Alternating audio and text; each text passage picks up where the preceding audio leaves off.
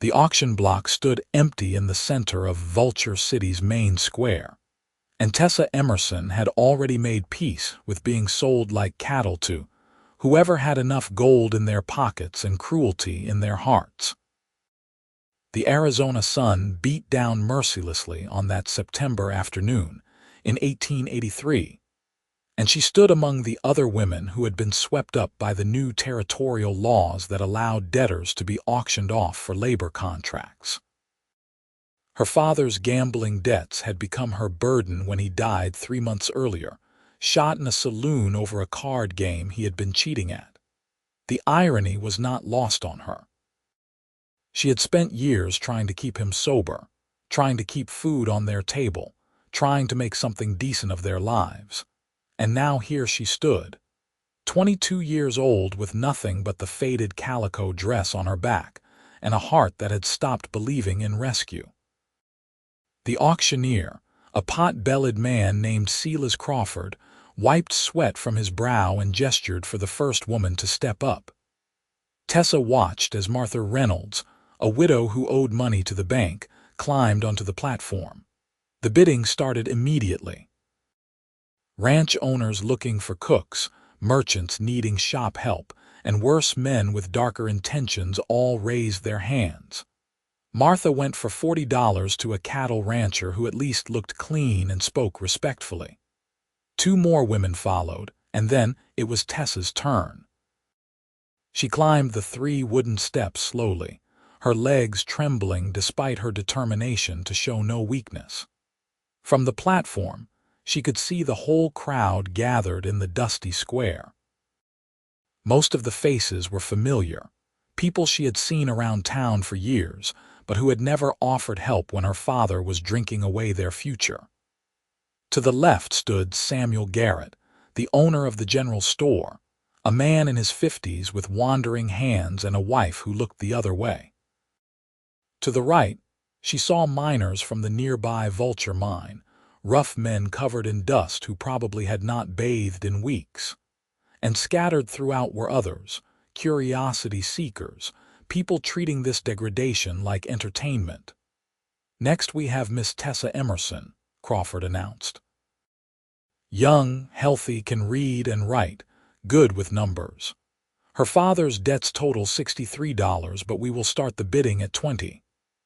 Tessa kept her chin up and her eyes fixed on a point in the distance, somewhere beyond the crowd, beyond this moment. She had already decided she would not cry, she would not give them that satisfaction. $20, Samuel Garrett called out immediately, and Tessa's stomach turned. 25, came another voice, one of the miners. 30, Garrett countered. The bidding continued in small increments, and Tessa felt herself becoming smaller with each number, as if her worth was being calculated and found wanting. She thought about her mother, who had died when Tessa was 14, and felt grateful the woman had not lived to see this day. She thought about the dreams she had once harbored of opening her own dressmaking shop, of finding a good man to marry for love rather than necessity, of having children who would grow up in a house filled with laughter instead of the silence and shame that had defined her own childhood. The bidding reached $45 and seemed to stall. Garrett looked smug, already counting her as his. Tessa swallowed hard and forced herself to breathe. She would survive this. She had survived everything else. Then a voice cut through the murmuring crowd, clear and firm. $100. Every head turned. Tessa found herself looking toward the back of the crowd where a man sat astride a chestnut horse, his hat pulled low against the sun. She could not see his face clearly, but she could see he was tall in the saddle, broad-shouldered and dressed in the worn clothes of a working cowboy. His horse was well cared for, its coat gleaming even through the trail dust, and his saddle, though simple, was good leather. The crowd had gone silent. Crawford recovered first. "Did you say $100, sir?" "I did." The man dismounted and walked forward, leading his horse. As he came closer, Tessa could see him better. He looked to be perhaps 26 or 27, with dark brown hair that curled slightly at his collar, and a strong jaw shadowed with a few days' worth of beard. His eyes were a striking blue-green, like the shallow parts of a river, and they met hers briefly before he turned his attention back to the auctioneer. "That is considerably more than the debt requires," Crawford said, though his tone suggested he was not about to argue with the money. "I am aware of that. I am also aware that you will take your fee from whatever is bid. The remainder will go to settling her father's debts, and I want to make sure all of it is settled completely. She should start with a clean slate." Crawford's eyes narrowed slightly, but he nodded. "Anyone want to bid higher than $100? The silence stretched out. Samuel Garrett looked furious but said nothing. No one else spoke. "Sold then to." Crawford paused. "Flynn Everett," the cowboy said. "I have a ranch about 8 miles northwest of here." "Very well." "Miss Emerson's contract is sold to Mr. Flynn Everett for $100. The contract is for 1 year of labor, as per territorial law. Mr. Everett, if you will settle up with me, you can collect your property." Tessa flinched at the word property, but kept her expression neutral. She watched as Flynn Everett pulled a leather pouch from his saddlebag and counted out gold coins onto the small table Crawford had set up. It was more money than she had ever seen in one place, and the thought that this stranger had just spent it on her was dizzying. When the transaction was complete, Flynn turned to her. "You have belongings you need to collect, Miss Emerson." His voice was gentler now, addressing her directly. She shook her head. "Everything I owned was sold to pay portions of the debt already. What I am wearing is all I have." Something flickered in his eyes, might have been anger or pity, she could not tell which. "All right then. Can you ride?" "Not well," she admitted. "You can ride with me then. It is not too far." He offered his hand to help her down from the platform. His palm was calloused and warm, his grip steady. When her feet touched the ground again, she found her legs were still shaking. He led her to his horse and swung into the saddle with easy grace, then reached down for her. "Put your foot on mine and I will pull you up." She did as instructed, and a moment later she was seated in front of him, acutely aware of his arms on either side of her as he held the reins. The horse shifted beneath them, and she tensed. "Relax," he said quietly, close to her ear. "Shadow here is gentle. He would not throw you." They rode out of Vulture City with the eyes of the whole town on them, and Tessa tried to process what had just happened. This man, this complete stranger, had paid an enormous sum for her labor contract. She knew what such contracts usually meant. A year of cooking, cleaning, and whatever else the contract holder demanded. The law was supposedly meant to protect the laborers, to prevent outright slavery, but everyone knew it was rarely enforced.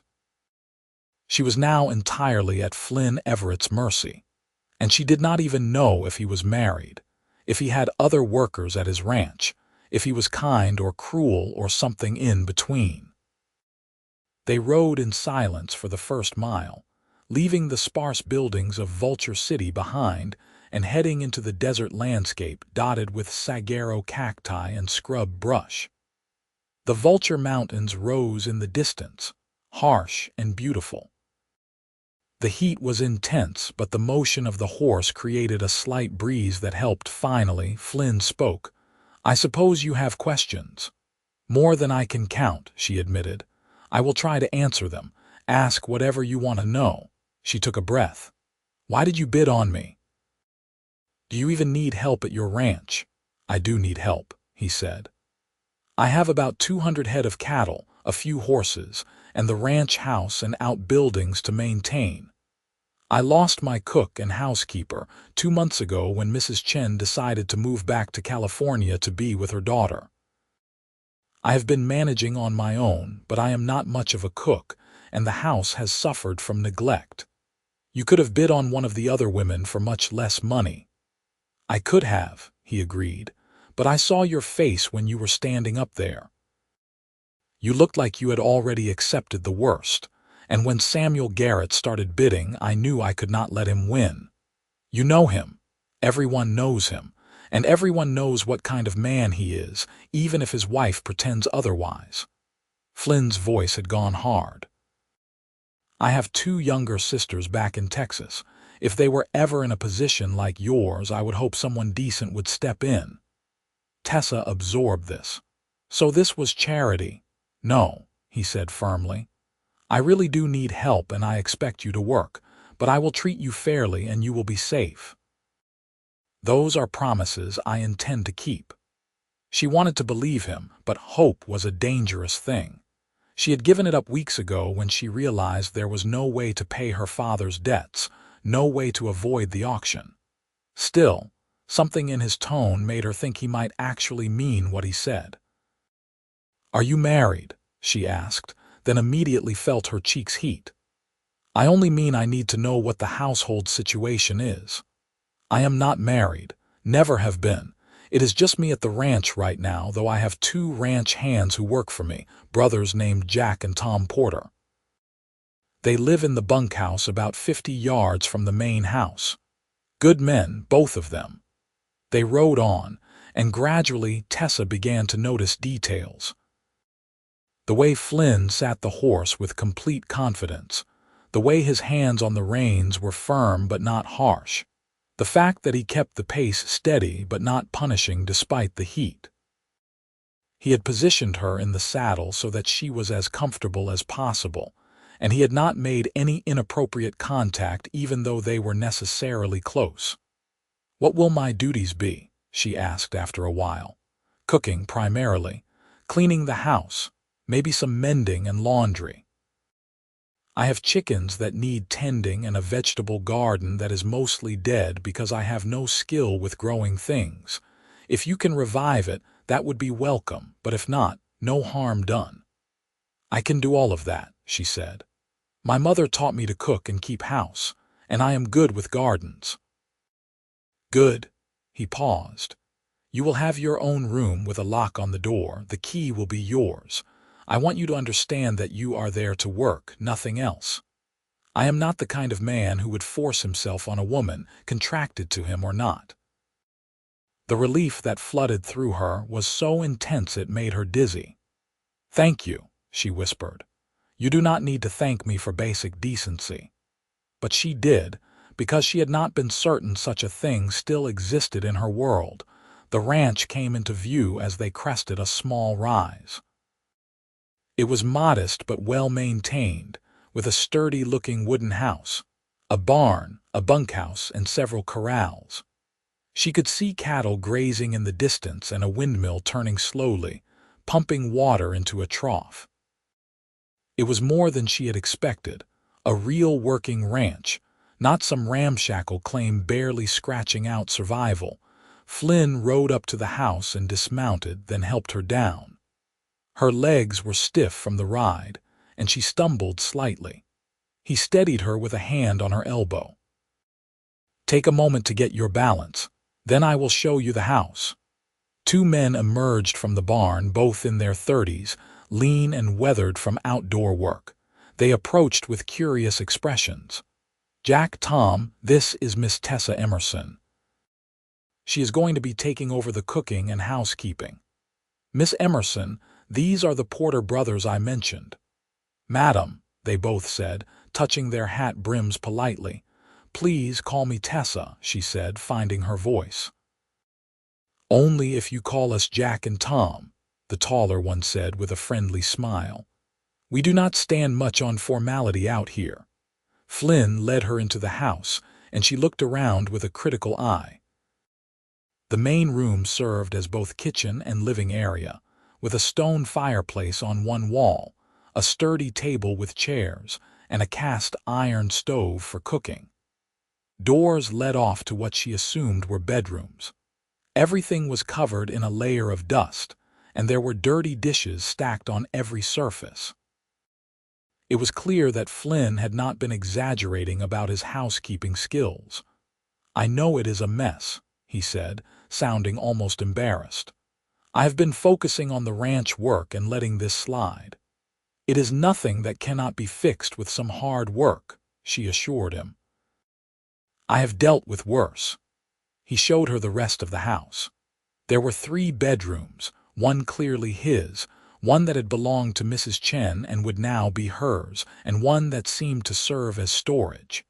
There was also a bathing room with a hip bath and a pump that brought water in from the well. Her room was small but pleasant, with a bed, a dresser, a washstand, and a window that looked out toward the mountains. As promised, there was a lock on the door. Flynn pulled a key from his pocket and handed it to her. "This is the only key. I do not have another one." She took it, closed her fingers around the cool metal. "I do not know what to say." "You do not have to say anything.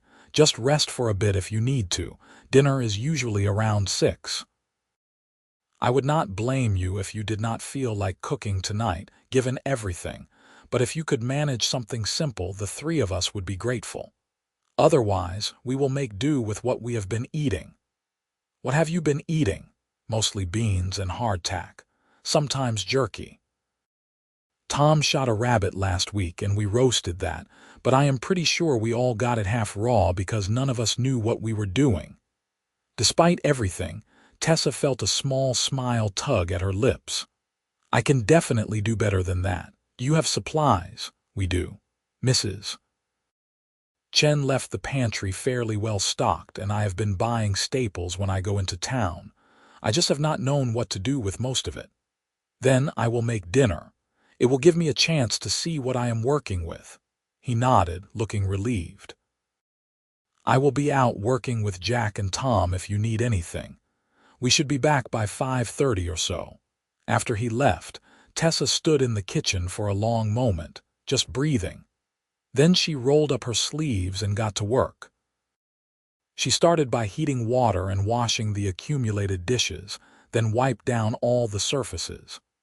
In the pantry, she found flour, salt, dried beans, rice, a few cans of tomatoes and peaches, potatoes, onions, and various spices. There was a cured ham hanging, and when she checked the springhouse built into the shaded side of the building, she found butter, milk that was close to turning, and eggs. She put together a plan. Ham steaks, fried potatoes with onions, biscuits, and canned peaches for dessert. It was simple but substantial, the kind of meal working men would appreciate. As she worked, she let her mind settle into the familiar rhythms of cooking. Her hands knew what to do, even if her heart was still reeling. By the time Flynn, Jack, and Tom came in, washed up at the pump outside, and sat down at the now clean table, she had everything ready. She served them and then hesitated, not sure if she was expected to eat with them or separately. "Sit down, Tessa," Flynn said, gesturing to the 4th chair. "You worked hard. You should eat." She sat, and they all filled their plates. The first bite brought groans of appreciation from all 3 men. "Madam, if you cook like this every day, we are going to be spoiled beyond redemption," Jack said around a mouthful of biscuit. "My wife would have loved these biscuits," Tom added, then looked sad. "She passed 2 years back, fever. She was a fine cook, too." "I am sorry for your loss," Tessa said quietly. "Thank you, madam. It is kind of you to say." They ate in companionable silence for a while, and Tessa found herself relaxing slightly. These men were hungry and appreciative, and there was something soothing about providing a good meal. It was a skill she had, something she could offer that had value. After dinner, the men insisted on helping her clean up, which surprised her. In her father's house, cleaning had always been her job alone. But Flynn dried dishes while she washed, and Jack and Tom put things away where she directed. It went quickly with 4 pairs of hands. When the kitchen was clean, Jack and Tom headed back to the bunkhouse, and Flynn lingered. "You did well today," he said. "I know it could not have been easy, any of it, but I want you to know that I am glad you are here. I think this arrangement will work out well for both of us." "I hope so," she said, and realized she meant it. "Get some rest. Tomorrow will be another long day, but you can set your own pace. I am not a tyrant about schedules as long as the work gets done." She nodded, and he headed to his own room. Tessa went to hers, closed the door, and turned the lock. The click of it engaging was the most comforting sound she had heard in months. She undressed down to her chemise, washed her face and hands in the basin, and climbed into bed. The sheets were clean, the mattress was comfortable, and for the first time in longer than she could remember, she felt safe. She had not cried on the auction block, but now, alone in the darkness, she let the tears come.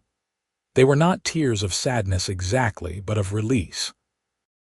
The worst had happened, and somehow, impossibly, she had landed in a place that seemed almost kind. She fell asleep to the sound of the wind outside her window and the distant lowing of cattle, and she slept more deeply than she had in years. The next morning, Tessa woke before dawn, as was her habit. She dressed in the same calico dress, now wrinkled from sleeping in a pile, and made a mental note to ask Flynn if there was fabric she could use to make herself another dress or two. She could not live in the same garment every day for a year. She found the kitchen empty and set about making breakfast. There was fresh milk, so she made oatmeal with cinnamon and raisins she found in the pantry, along with more biscuits and fried eggs. By the time Flynn emerged from his room, clearly surprised to find her already up and working, the coffee was ready and the table was set. "You did not have to get up this early," he said. "I am used to it. Besides, ranch work starts early. You should not have to wait for breakfast." He poured himself coffee and sat down. "You are going to make us all soft with this kind of treatment." She smiled slightly. "There are worse fates." Jack and Tom arrived right at 6, as if summoned by the smell of food, and they all ate together again. Afterward, Flynn pulled her aside. "I need to ride out to check on the cattle in the north pasture today. I will be gone most of the day. Will you be all right here on your own?" "Of course. I have plenty to keep me busy." "If you need anything, Tom will be working in the barn for most of the morning and Jack will be mending fences on the south side. Just call out if there is a problem." "I will be fine," she assured him. After the men left, Tessa took stock of her domain. The house needed a thorough cleaning, top to bottom. The kitchen was manageable now, but the main room needed dusting and sweeping. The bedrooms needed fresh linens, and the bathing room could use attention. She started with Flynn's room, feeling slightly awkward about going through his space but knowing it needed to be done. His room was sparse but tidy in its way. The bed was made, though not well. His clothes were hung on pegs or folded in the dresser.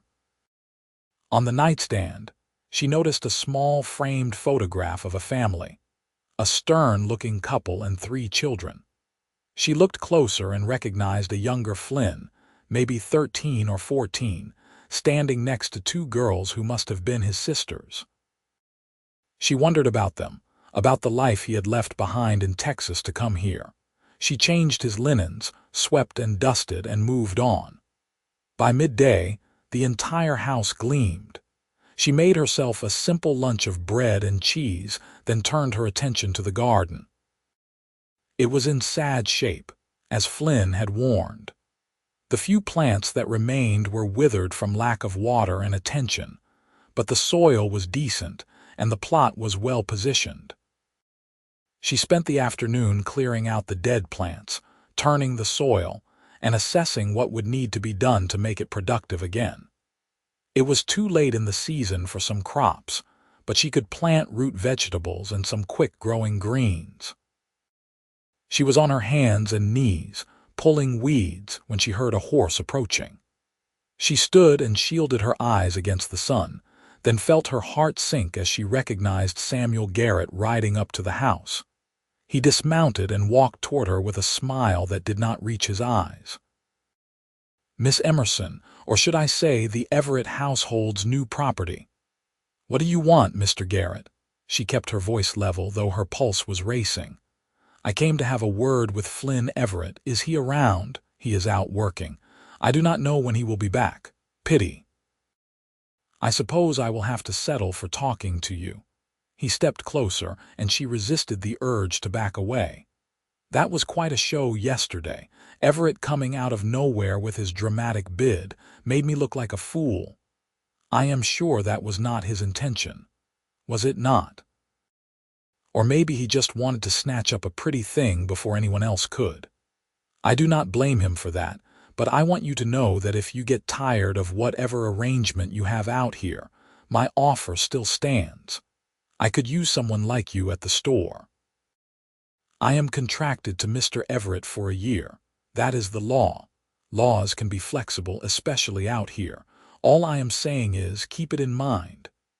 His eyes traveled over her in a way that made her skin crawl. You look like you have been working hard. Gardening, is it? Flynn is a lucky man to have such an industrious servant. Before she could respond, another voice cut in. Mr. Garrett, I do not recall inviting you onto my property. Flynn had ridden up from the other direction, his face hard. He dismounted and positioned himself between Tessa and Garrett, a clear message. I was just paying a friendly visit, Garrett said smoothly. Then consider the visit concluded. Miss Emerson has work to do, and I am sure you need to get back to your store. Now, Flynn, there is no need to be hostile. I simply wanted to make sure everything was on the up and up with your new arrangement. Some people in town are talking, you know. A single man and a single woman living in the same house, even with a contract in place. It does not look quite proper. What goes on at my ranch is my business, not the town's and certainly not yours.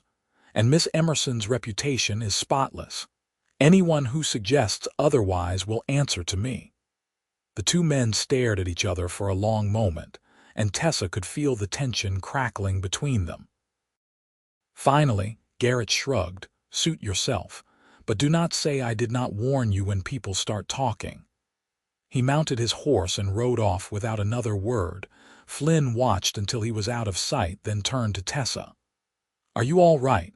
Did he say anything to you before I got here? Nothing I could not handle, but thank you for sending him away. He should not have come here. I am sorry you had to deal with that. It is not your fault. She looked up at him, studying his face. You defended me. My reputation, you did not have to do that. Yes, I did. You are under my protection now, and I take that seriously. He softened slightly. The garden looks better already. You have been working hard. It helps to keep busy, keeps me from thinking too much. He nodded, understanding in his eyes. Come on. It is getting toward dinner time, and I am starving. Whatever you cook will be better than Garrett's visit.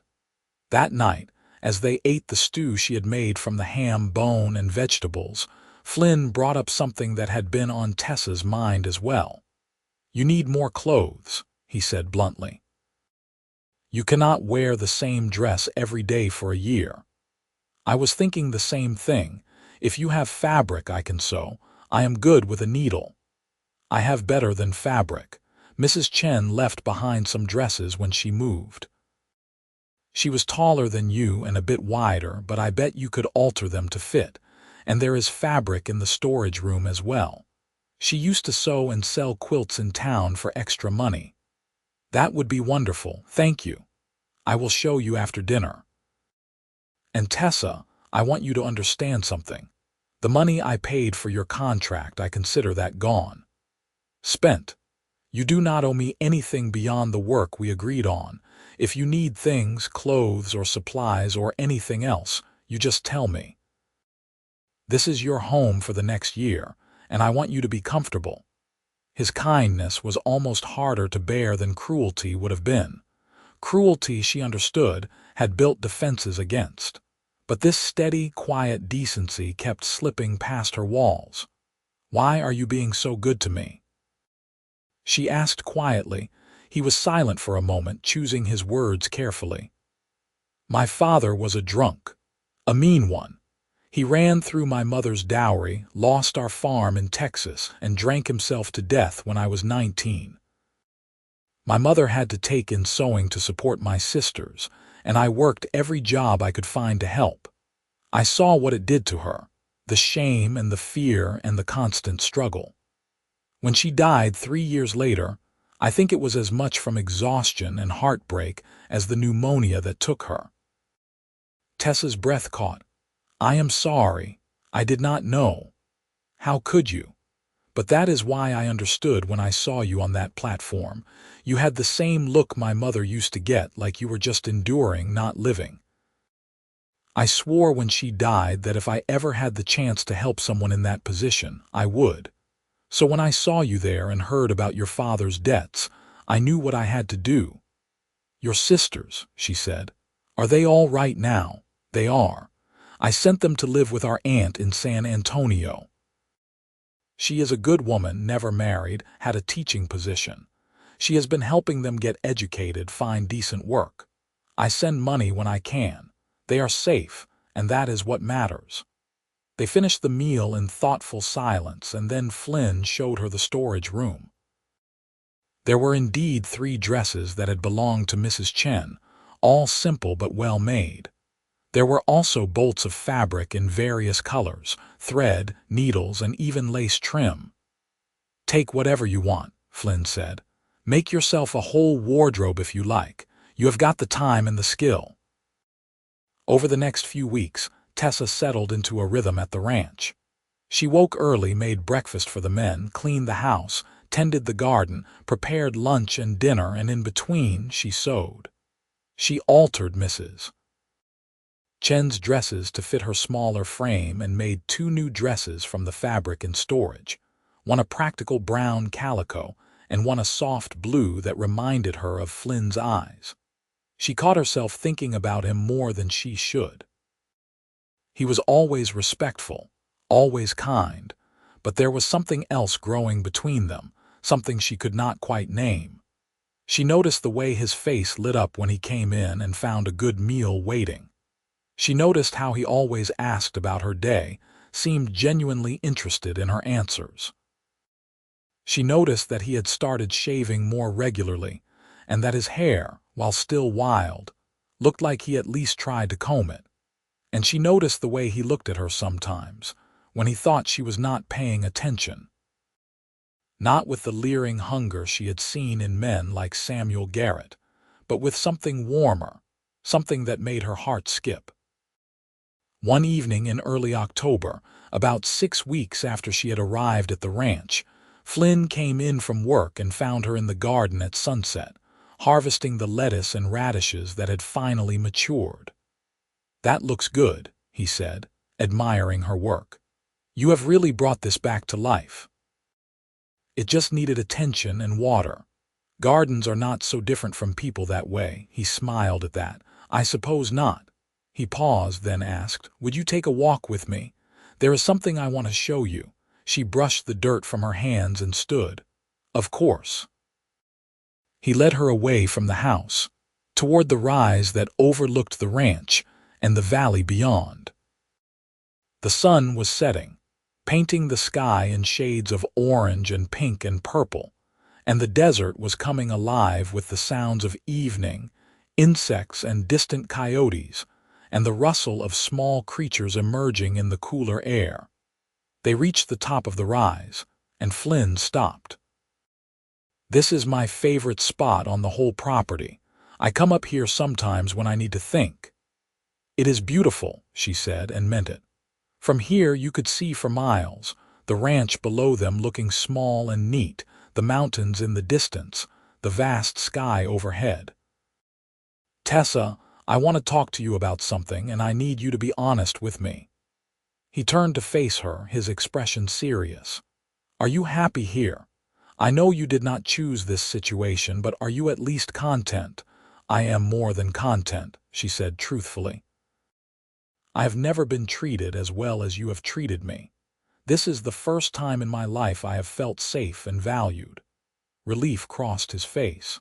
"I am glad, because I have come to realize something over these past weeks. I did not expect it, and I certainly did not plan for it, but I cannot deny it anymore." Her heart started to race. "What do you mean?" "I have feelings for you. Real feelings, not just gratitude for the work you do or satisfaction at having helped someone. When I wake up in the morning, the first thing I think about is seeing you at breakfast. When I am out working, I find myself hurrying to get back because I want to talk to you, hear about your day. When you smile, which you have been doing more often lately, it feels like the sun coming out." Tessa stared at him, unable to quite process what she was hearing. "Flynn, Wait, let me finish. I know this is complicated. You are contracted to me, which means there is an imbalance of power here, and I do not ever want you to feel pressured or obligated.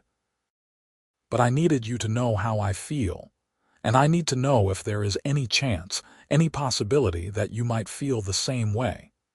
She took a shaky breath. The truth was, she had been fighting her own feelings for weeks, telling herself it was foolish, that it was just gratitude or proximity or loneliness. But standing here now, with him looking at her with such open honesty, she could not deny it anymore. "I do feel the same way," she whispered. "I have been trying not to, because it seemed impossible. You saved me from a terrible fate, and I am contracted to you, and I told myself that anything I felt was just confusion or relief. But it is not. When I cook for you, I find myself trying to make things you will especially like. When you come in from working, I watch for you. When you smile at me, I feel it all the way through. I think about you all the time, and I have been terrified of what that means." He stepped closer, close enough that she could feel the warmth of him. "It does not have to mean anything you do not want it to mean. We can take this as slowly as you need. I am not asking for anything right now except permission to court you properly, to see if what we both feel might grow into something lasting." "How would that even work?" "I am your contracted laborer. The contract says you owe me a year of work. It says nothing about what we can feel for each other or what might develop between us as two people. When the year is up, if you still feel the way you do now, I would like to ask you to stay. Not as someone contracted to me, but as my wife." The word hung in the air between them, shocking and thrilling and terrifying all at once. "You are talking about marriage. After 6 weeks. I am talking about the possibility of marriage, after a year of getting to know each other properly. I am not proposing right now, Tessa. I am saying that I care about you, and I want to see where this leads, with no pressure and no expectations except honesty between us." She looked up at him, at this good man who had appeared out of nowhere and changed her entire life with one unexpected bid. He was offering her something she had stopped believing in, a chance at real happiness, at love freely given and received. "I would like that," she said. "I would like to see where this leads." His smile was brilliant, transforming his whole face. "Yeah? Yeah." He reached out slowly, giving her every chance to pull away, and took her hand. His fingers laced through hers, rough and warm and steady. They stood like that as the sun finished setting and the stars began to appear, just holding hands and being present with each other. And Tessa felt something tight and hard in her chest begin to loosen and soften. They walked back to the house hand in hand, and when they reached the porch, Flynn squeezed her fingers gently before releasing them. "Good night, Tessa." "Good night, Flynn." She went to her room that night feeling like she was floating. She had stopped hoping, had given up on the possibility of love and happiness, and now it was being offered to her by the last person she would have expected. It felt fragile, like something that could shatter if she held it too tightly, but it also felt real in a way nothing else in her life had felt for a long time. The next morning, she woke to find Flynn already in the kitchen, attempting to make coffee. He looked up when she entered, and his smile was shy and sweet. "I thought I would try to help with breakfast," he said, but I am making a mess of it." She laughed and gently took the coffee pot from him. "You stick to ranching, I will handle the cooking. Deal." They moved around the kitchen together, and it felt different now, charged with a new awareness. Every accidental brush of hands, every exchanged glance held meaning. When Jack and Tom came in for breakfast, they looked between Flynn and Tessa with knowing expressions but did not say anything. After breakfast, as the men were heading out, Flynn turned back. "I am taking Jack out to move some cattle today, but Tom will be around if you need anything. We should be back by late afternoon."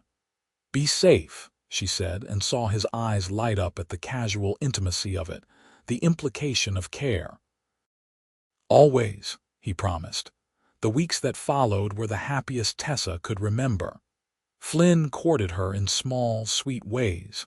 He brought her wildflowers he found on the range. He fixed the squeaky hinge on her bedroom door without being asked. He sat with her in the evenings and they talked, really talked about their pasts and their hopes and their fears.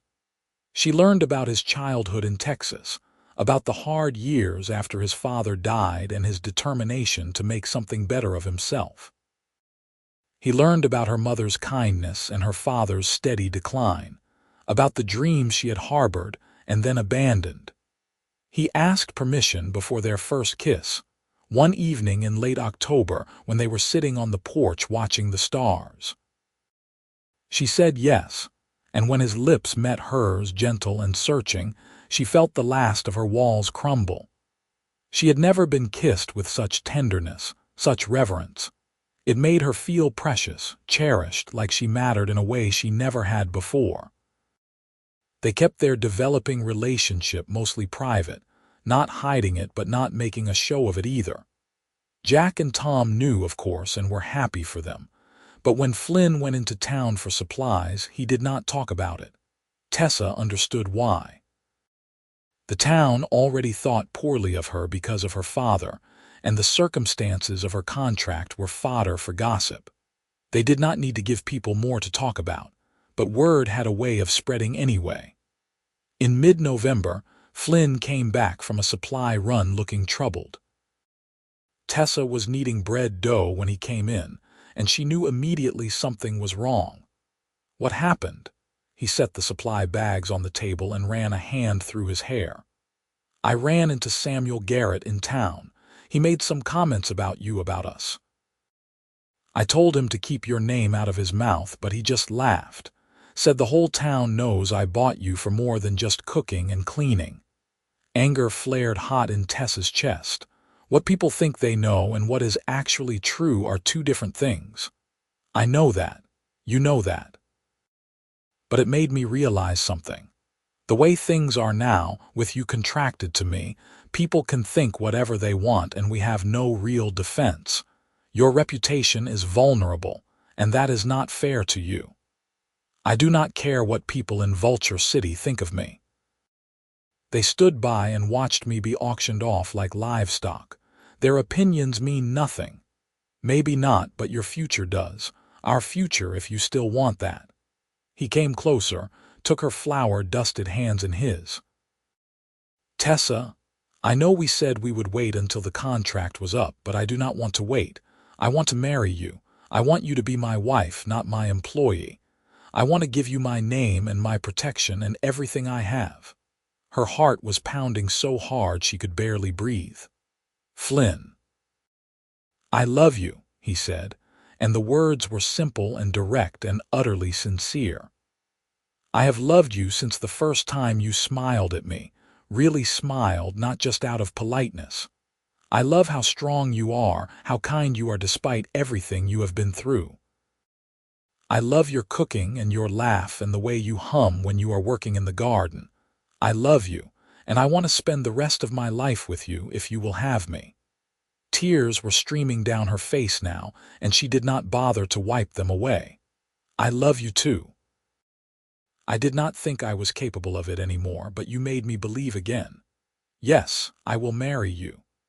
He pulled her into his arms, and they held each other tight, heedless of the flour now coating them both. When they finally pulled apart, Both of them were laughing and crying at the same time. "We should do it soon," Flynn said, "before anyone can cause trouble or raise objections. There is a preacher in Phoenix who I know. We could take the train there, get married, make it legal and official. What about Jack and Tom? They can manage the ranch for a few days. And I think they would be happy to see us married. They have been giving me knowing looks for weeks now." They made plans quickly. Flynn arranged for them to travel to Phoenix the following week. Tessa sewed herself a new dress for the occasion, a deep green wool that brought out her eyes, with lace at the collar and cuffs.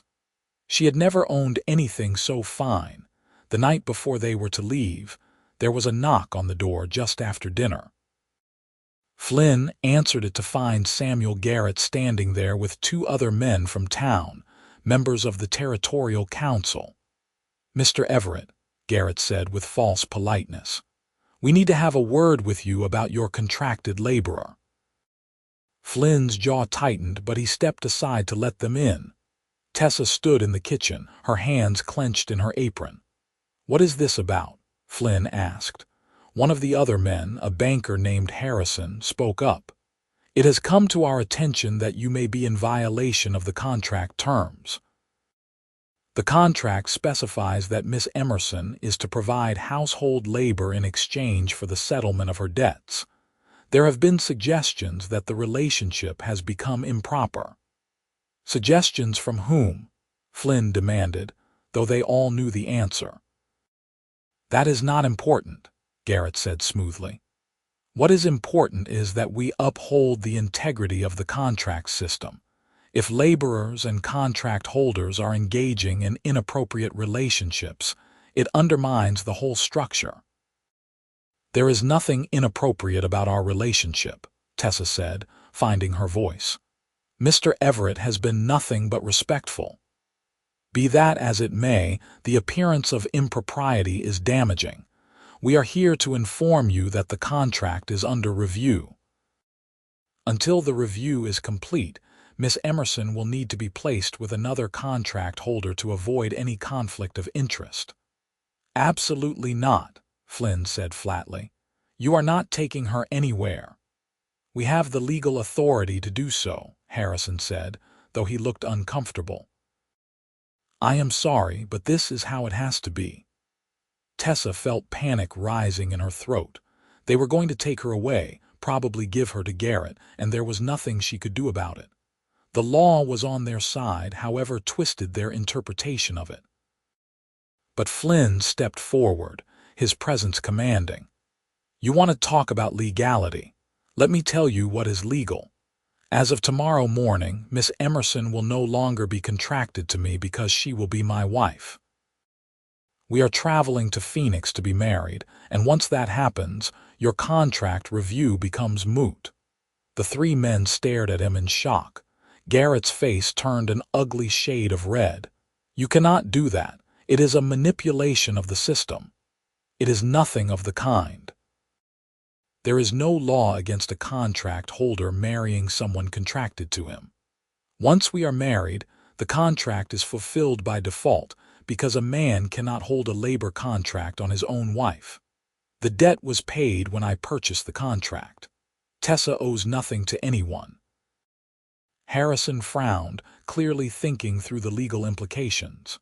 "He is right," he said finally. "If they marry, the contract becomes void. There is precedent for this." "This is ridiculous," Garrett sputtered.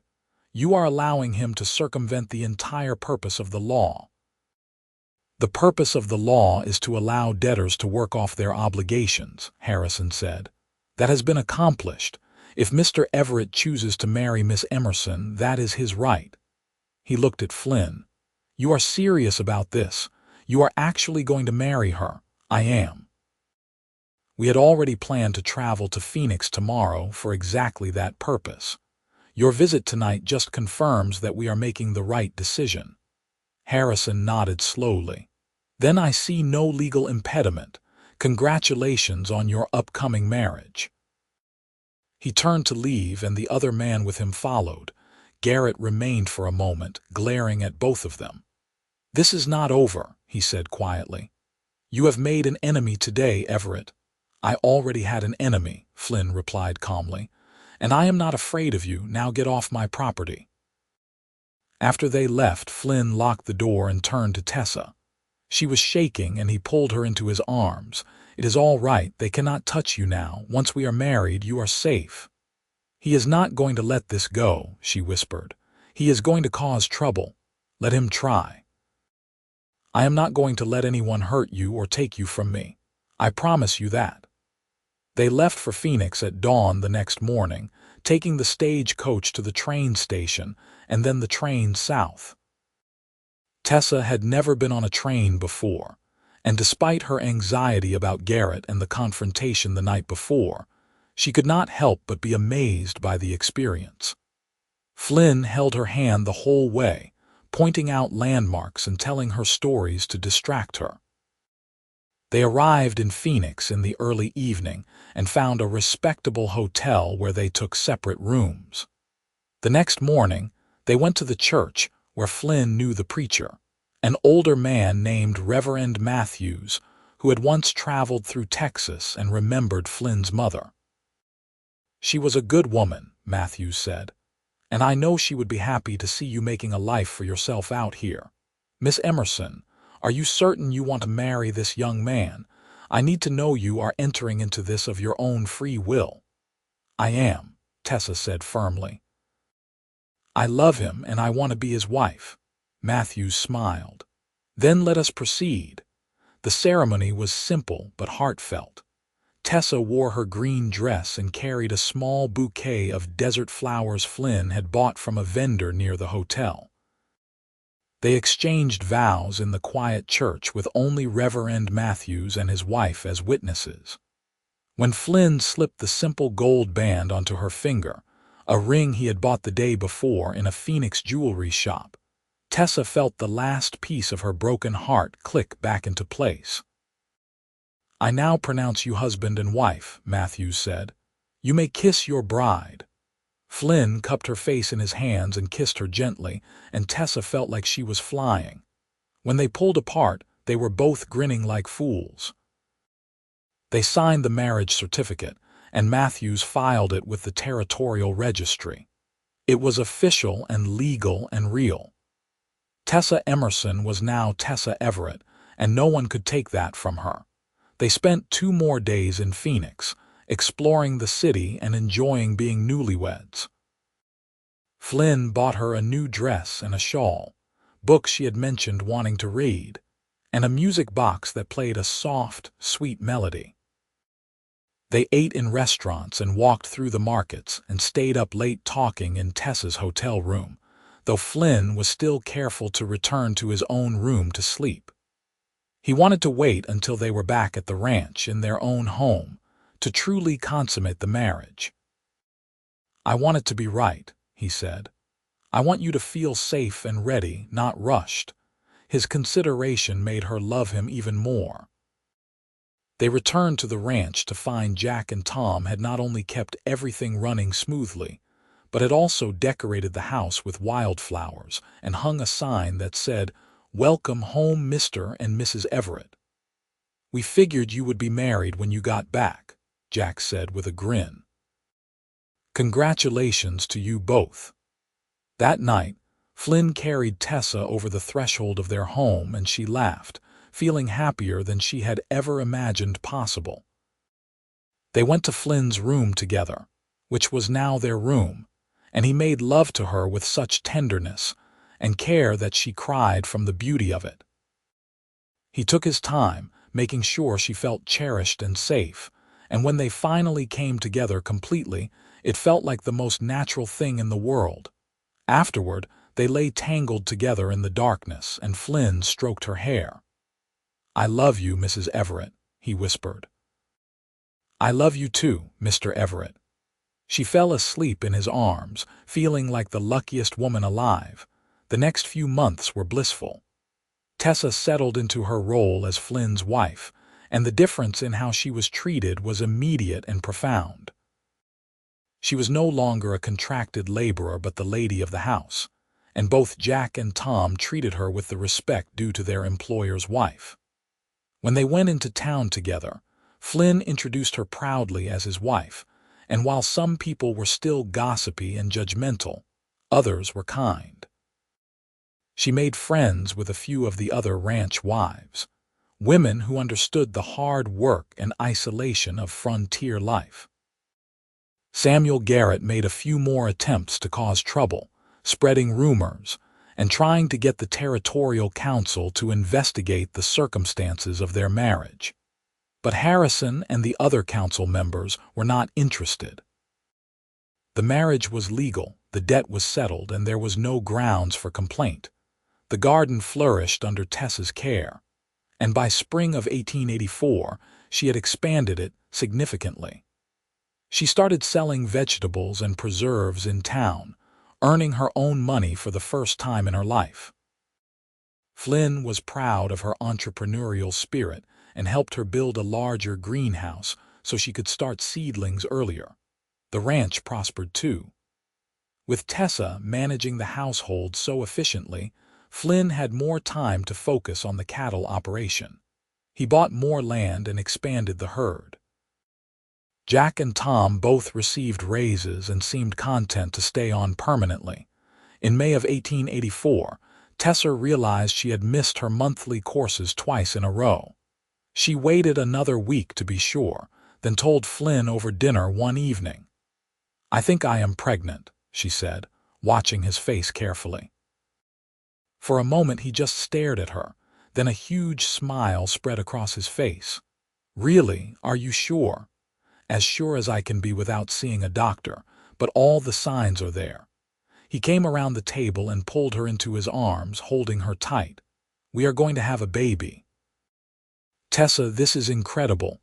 You are happy about it." "Happy, I am thrilled. Terrified, but thrilled." He pulled back to look at her. "Are you happy?" "I am. I never thought I would have this, a husband who loves me, a home, a child. It feels like a dream." "It is not a dream. It is real, and it is ours." They went to see the doctor in Vulture City the next week, and he confirmed what Tessa already knew. She was about 3 months along and should deliver in November. The doctor, an older man named Dr. Patterson, was kind and thorough in his examination. "You are healthy and strong," he told her. "I do not foresee any problems, but I want you to come see me once a month until the last 2 months, then every 2 weeks. And if you experience any bleeding or severe pain, you come immediately." "I will," she promised. Flynn was attentive to the point of being overprotective. He did not want her lifting anything heavy or working too hard in the garden. She had to remind him regularly that she was pregnant, not an invalid, but she appreciated his concern. It came from love, not a desire to control her. As summer wore on and her belly grew, Tessa found herself thinking often about her mother. She wished desperately that the woman could be there to offer advice and support, to meet her grandchild. But she also knew that her mother would have been so happy to see Tessa in this situation, loved and safe and building a family of her own. In early September, Flynn's sisters came to visit from San Antonio. Catherine was 20 now, and Emma was 18, both bright and vivacious young women who had grown up considerably since the photograph Tessa had seen. They were delighted to meet their new sister-in-law and fascinated by the ranch. "Flynn always talked about having his own place," Catherine said as they sat on the porch one evening, watching the sunset. "But I never imagined anything this wonderful. And you, Tessa, you are clearly the best thing that ever happened to him." "I think he might argue that he saved me," Tessa said with a smile. "Maybe you saved each other," Emma suggested wisely. The sisters stayed for 2 weeks, and by the time they left, Tessa felt like she had gained real family. They promised to come back for the birth if they could arrange it, and Flynn promised to send word as soon as the baby arrived. Tessa went into labor on a cold November night, 3 days before Thanksgiving. Flynn rode to town to fetch Dr. Patterson, while Jack's wife Sarah, who had come to stay for the last few weeks to help, attended to Tessa. The labor was long and difficult, lasting through the night and into the next day, but finally, as the sun was setting on November 20th, Tessa gave birth to a healthy baby boy. Flynn was there for the whole thing, holding her hand and supporting her through the pain. When Dr. Patterson placed the baby in her arms, both she and Flynn were crying. "He is perfect," Flynn whispered, touching the baby's tiny hand with one finger. "Absolutely perfect." They named him Thomas Flynn Everett, after Flynn's father's middle name and Flynn himself. Despite the elder Thomas's failings, Flynn wanted to honor the name and give his son a chance to make it something good. Little Tommy was an easy baby, and Tessa took to motherhood with the same determination she brought to everything else. Flynn was a devoted father, walking the floors with Tommy when he was fussy, changing nappies without complaint, and singing soft lullabies in a surprisingly good voice. The first year of Tommy's life passed in a blur of sleepless nights and precious moments. Tessa watched her son grow and thrive, and she fell more in love with Flynn every day as she saw him with their child. He was patient and gentle, playful and attentive, everything she could have hoped for in a father. In the spring of 1886, Tessa became pregnant again. This time, the pregnancy was easier, and she delivered a healthy baby girl in December. They named her Rose Catherine, after Flynn's mother, whose middle name was Rose, and his sister Catherine. Little Rosie had her father's blue-green eyes and her mother's dark hair, and she was adored by everyone who met her. With 2 young children, the house was chaotic but full of love and laughter. Jack and Tom were like uncles to the children, and Sarah Porter became Tessa's closest friend, the 2 women supporting each other through the challenges and joys of frontier motherhood. Samuel Garrett had long since given up his vendetta, especially after his wife finally left him and moved back east, taking most of his money with her. He sold the general store and moved away from Vulture City, and Tessa rarely thought about him anymore. That part of her life felt like it belonged to a different person. One evening in the summer of 1887, Tessa and Flynn sat on the porch after putting the children to bed. Tommy was almost 3, and Rosie had just started walking. The ranch was doing well. They had paid off all the debts and mortgages, and they were planning to build an addition onto the house to give the children more room. "You ever think about that day at the auction?" Flynn asked, his arm around her shoulders. "Sometimes," Tessa admitted. "But it feels like a lifetime ago, like it happened to someone else. I think about it often, about how close I came to not being there that day. I almost did not go into town at all. I had planned to spend the day mending fences. But Shadow threw a shoe that morning, so I had to take him to the blacksmith. If that had not happened, I would not have been in town, would not have heard about the auction, would not have seen you." Tessa shivered at the thought. "I do not want to imagine what my life would have been like if you had not bid. I had given up hope completely. I thought my life was over in any meaningful way. And now," she smiled and leaned into him, "now I have everything I never dared to dream of. A husband who loves me, 2 beautiful children, a home that is truly mine. I am happy, Flynn.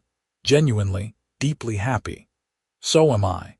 You are the best thing that ever happened to me, Tessa Everett. That one bid changed my entire life too, in all the best ways." They sat in comfortable silence, watching the stars come out over the Arizona desert, and Tessa thought about the strange and winding path that had brought her here. From the depths of despair on an auction block to this moment of perfect contentment, it seemed impossible. But it was real as the warm weight of Flynn's arm around her, as real as the sound of their children breathing softly in their beds, as real as the love that had grown between two broken people who had given each other a second chance. Over the years that followed, the Everett family continued to grow and prosper. Tommy grew into a thoughtful boy who loved the ranch and the animals, following his father everywhere and learning the work. Rosie was spirited and clever, always asking questions and exploring. In 1889, Tessa gave birth to another son, William, and in 1892 twin girls arrived, Alice and Margaret, completing their family. The ranch expanded steadily. Flynn bought more land, and eventually Jack and Tom each received portions of it to start their own small operations while still working in partnership with Flynn. The vegetable and preserves business that Tessa had started grew into a successful enterprise, with her products being sold in Phoenix and Tucson, as well as locally. Catherine and Emma both married and had families of their own, and the extended Everett family gathered at the ranch every few years for reunions that filled the house with noise and joy. Flynn built the addition he had promised, then another one, and then a separate guest house to accommodate all the visitors. Tessa never forgot where she had come from, and she made it her mission to help other women in difficult situations. She worked with the Territorial Council to reform the labor contract laws, making them fairer and more protective of the laborers. She provided jobs to women who needed them and a safe place to stay. She funded a small school in Vulture City so that children, including her own, could get a proper education. Flynn supported all of her endeavors, proud of the strong, compassionate woman he had married. Their love deepened with each passing year, weathering the inevitable storms of life, the loss of crops, sick children, harsh winters, and the constant challenges of frontier living, but always emerging stronger. On their 10th wedding anniversary in 1885, Flynn had given Tessa a locket with a tiny photograph of them on their wedding day inside. On their 20th, he built her a gazebo in the garden where she could sit and read or sew in the shade. On their 30th, when their children were grown and starting families of their own, he took her back to Phoenix, to the same hotel where they had stayed as newlyweds, and they spent a week just being together, remembering and celebrating all they had built. One evening during that trip, as they walked through the city that had grown and changed as much as they had, Tessa stopped and looked at Flynn. "What is it?" he asked. "I was just thinking about that girl who stood on the auction block, convinced her life was over. I wish I could go back and tell her that everything was going to be all right, that the best parts of her life had not even started yet." Flynn took her hand, laced his fingers through hers, just as he had on that first evening when they acknowledged their feelings. "I am glad I found you when I did. Not a moment too soon, not a moment too late, just exactly when we both needed it. You ever regret it, spending all that money, taking on the responsibility?" "Not for one single second. It was the best decision I ever made. You are the best decision I ever made." They kissed there on the Phoenix street as the sun set, just as they had kissed in the little church all those years ago, and Tessa felt the same rush of love and gratitude and wonder. They returned to the ranch to find that Tommy, now running the day-to-day operations with his father mostly retired, had organized a surprise party for their anniversary. All 5 of their children were there with their spouses and children, 15 grandchildren in total, along with Jack and Tom and their families, friends from town, and what seemed like half of Vulture City. As Tessa looked around at the gathered crowd, at the home she and Flynn had built together, at the family they had created, at the life they had made from the ashes of her despair and his loneliness, she felt overwhelmed with gratitude. Flynn found her in the crowd and came to her side. "Happy anniversary, my love. Happy anniversary. Thank you for saving me. Thank you for letting me." Thank you for choosing to hope again, even when it seemed impossible." "I did not choose to hope," she corrected gently. "I had stopped hoping, but you gave me a reason to start again. That one bid changed everything." "For both of us," he agreed, and pulled her into his arms for a dance as someone struck up a fiddle. They danced together as they had danced at their children's weddings, at community gatherings, at quiet moments alone in their kitchen, and Tessa knew that every step of the journey had been worth it. The pain, the fear, the uncertainty, all of it had led her here, to this moment, to this man, to this life. Years later, when Tessa was in her 60s and Flynn was nearing 70, they would sit on the porch in the evenings and watch the sun set over the ranch they had built together. Their children and grandchildren would visit often, filling the house with noise and love.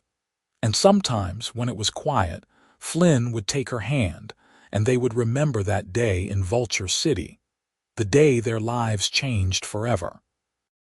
"I love you," he would say, as he had said thousands of times over the decades. "I love you too," she would reply, meaning it more with each passing year. They lived long, full lives, surrounded by the love they had created and nurtured. And when the time came for each of them to pass, it was peacefully in their own bed, with their beloved spouse beside them. Their legacy lived on in their children and grandchildren, in the ranch that still bore the Everett name, in the reforms Tessa had fought for, and in the countless lives they had touched with their kindness and generosity. But more than anything, their legacy lived on in the story of how two broken people had found each other against impossible odds, how one unexpected act of compassion had changed both their lives, and how love, when given freely and nurtured carefully, could transform despair into joy and hopelessness into a future full of promise. The auction block in Vulture City was eventually torn down, replaced by a small park with benches and shade trees. And though the people who passed through that park every day never knew the story of the woman who had stood there in 1883, convinced her life was over, Tessa's descendants knew. They told the story to their children and grandchildren, keeping alive the memory of the cowboy who made an unexpected bid and the woman who found the courage to hope again. It became a family legend, this story of Flynn and Tessa, a reminder that even in the darkest moments, rescue can come from the most unexpected places, and that love has the power to heal even the deepest wounds. The story of how one bid out of nowhere changed two lives forever and created a legacy of love that would endure for generations. And in the end, that was the greatest triumph of all, not just that Tessa survived, but that she thrived. That she went from being a woman with nothing, standing on an auction block in the Arizona heat, to being a beloved wife, mother, grandmother, and pillar of her community. That she transformed her pain into purpose and her suffering into strength. Flynn's unexpected bid had given her a second chance at life, but what she did with that chance was all her own. She chose to love, to hope, to build, to give back. She chose to see the good in people despite all the reasons she had to be bitter and cynical. She chose joy over sorrow, gratitude over resentment, and love over fear. And Flynn, the cowboy who had spent $100 on a labor contract when he could have spent far less, got something far more valuable in return. He got a partner who stood beside him through every challenge, a love that deepened with every passing year, and a family that was his greatest achievement. He got to see the woman he loved blossom and flourish, to watch her become everything she was meant to be. In the end, the story of Tessa and Flynn Everett was not really about the auction or the bid or the contract. It was about two people who recognized something in each other, who chose to take a chance on love even when the circumstances were far from ideal, and who built something beautiful and lasting from what had started as an act of compassion. It was about hope restored, love discovered, and a life reclaimed. And it proved that sometimes, when you have stopped hoping, when you have given up on the possibility of happiness, that is exactly when life has a way of surprising you.